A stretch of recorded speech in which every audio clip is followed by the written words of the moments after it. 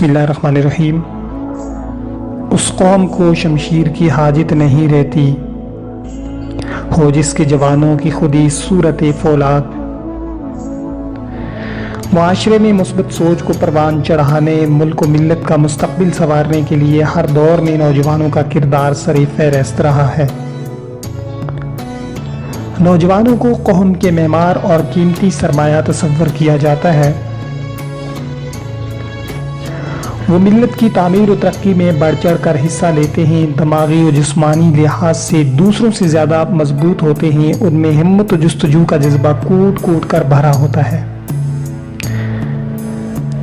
آج ایسے ہی ایک نوجوان کا تعارف آپ کے سامنے رکھنے لگا ہوں جو اصول علم کے بعد سیاسی و سماجی راستے کو اختیار کرتے ہوئے اپنے علاقے کی پسماندہ عوام کی بہتری اور خوشحالی کے لیے میدان عمل میں آ چکا ہے۔ مزید آگے بڑھنے سے پہلے چھوٹی سی ریکویسٹ ہے، اگر چینل پر پہلی بار آئے ہیں تو چینل کو سبسکرائب کر کے گھنٹی کا بٹن دبا دیں اور ویڈیو کو لائک ضرور کر دیں۔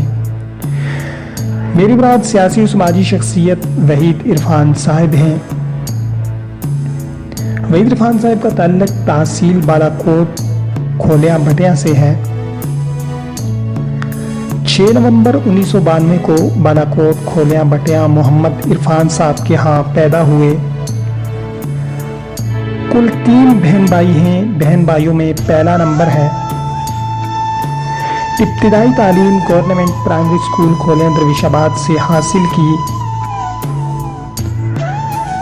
2005 کے زلزلے سے متاثر ہونے کے بعد ہری پور کی جانب ہجرت کی۔ سن 2008 میں government high school Tarbela township سے میٹرک کا امتحان پاس کیا۔ سن 2011 میں ٹیکنیکل کالج پشاور سے انجینئرنگ کا ڈپلومہ حاصل کیا۔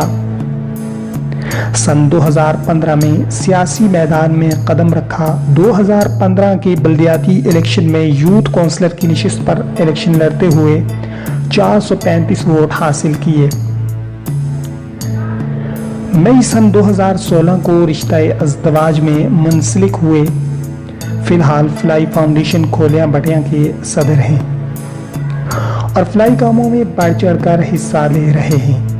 وحید عرفان کا کہنا ہے کہ ہمارا مقصد کھولیاں کے عوام کی ترقی و خوشحالی ہے۔